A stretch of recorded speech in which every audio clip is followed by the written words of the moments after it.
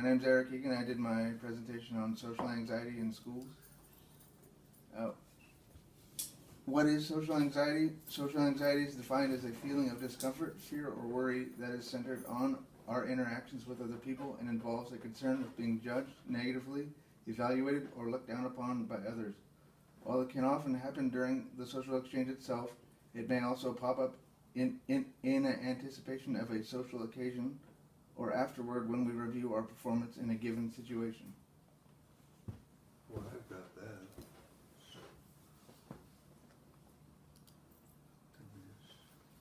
Some facts about social anxiety. Surpassing even depression, social anxiety is the most common mental disorder in the U.S.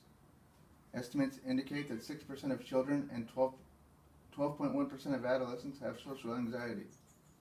10% of teenagers suffer from social anxiety. Though there is very little difference in prevalence during childhood with the development of social anxiety in males and females, it definitely increases with age. Overall, females are twice as likely as males to develop social anxiety. Females are more likely than males to report their symptoms. Social factors also play a role.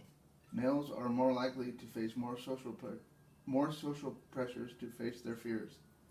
Females may have less control over their environment, which contributes to social anxiety.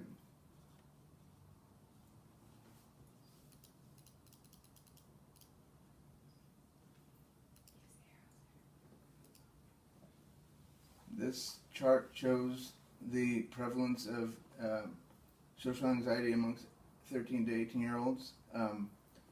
Over 25% of people within this age range will have some sort of anxiety disorder in their life, and 5.9% of them will have what is classified as a severe disorder.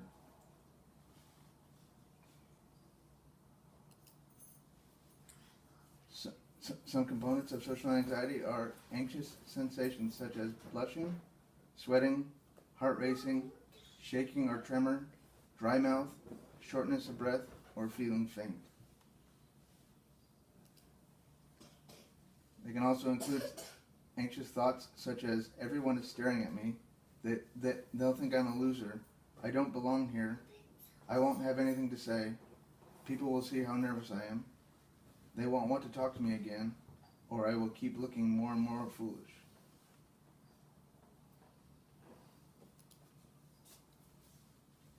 Anxious behaviors which can be triggered by anxiety but also make anxiety worse over the long term.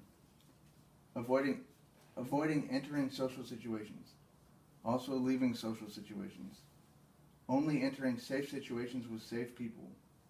Using mobile phones or other devices to avoid conversations. Apologizing excessively, and seeking constant reassurance from others, and watching for signs of being judged by others. Interpersonal situations, anxiety triggered by interactions with others. Things that can trigger could be like going on a date, starting a conversation with a stranger, asking for directions, starting a simple conversation, keeping a conversation going, attending a party, a job interview, or holding eye contact.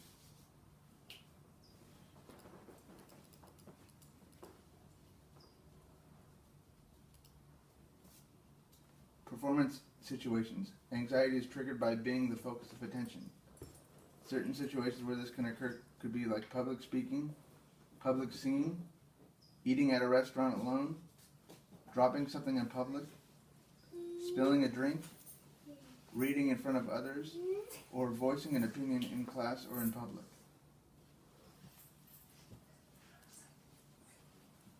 Effects of social anxiety at school. Kids repeatedly seek the approval of the teachers.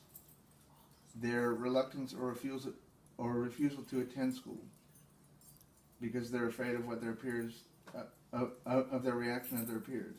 Avoidance of academics and peer activities such as sports and clubs.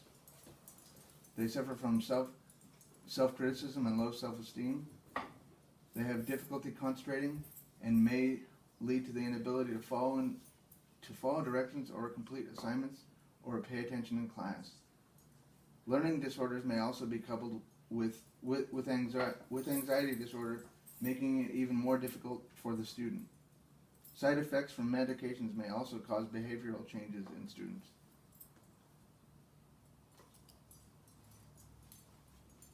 Some of the interventions for dealing with social anxiety include one of the possible interventions that I read about is called SAASS. It's Skills for Academic and Social Success. That consists of 12 weekly in-school sessions, 40 minutes apiece, and it addresses relapse and remaining obstacles, and two brief individual student meetings, 20 minutes apiece. It also includes 4 weekend social events, rollerblading, bowling, that includes pro-social peers to provide real-world exposures and skills generalization. Meetings can also be provided for the parents and teachers where they learn about social anxiety and the program itself.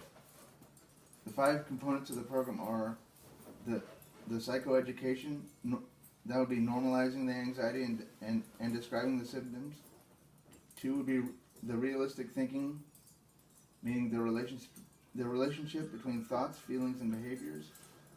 3 would be social skills training, that'd be initiating and maintaining conversations, establishing friendships, listening and remembering, and assertiveness. Number 4 would be exposure, which would be facing your fear.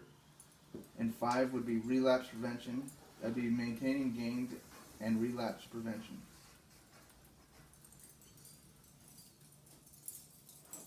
Some more interventions at school would include to establish check-ins upon arrival, to accommodate late arrival for the students, to allow extra time for moving to another activity location. If a child is avoiding school, we needed to determine the cause, address it, come up with a plan to deal with it. We also need to identify a safe place for a student to deal with stress during stressful periods. We also need to develop the relaxation techniques. We need to provide alternative activities to distract child from physical symptoms. We also need to encourage small group interactions. We need to provide assistance with peer interactions. We need to encourage the child to help develop interventions that they think will be beneficial to them. And we need to reward a child's efforts.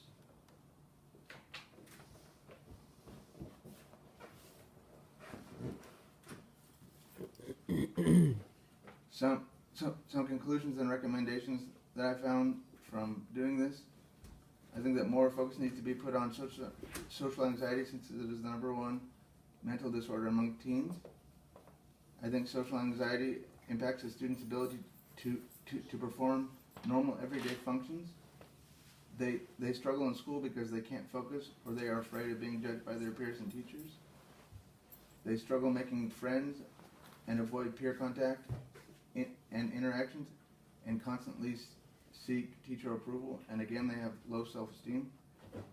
We as counselors need to cultivate an environment where students with social anxiety can be successful. We need to identify what is causing the anxiety in the students and figure out ways to deal with it. We need to give them support and encouragement as they deal with this mental disorder. We also need to give them a safe place to talk about what is bothering them, and we need to encourage small group interactions with their peers to help increase their comfort level in these social situations. Are there any questions? What made you decide on this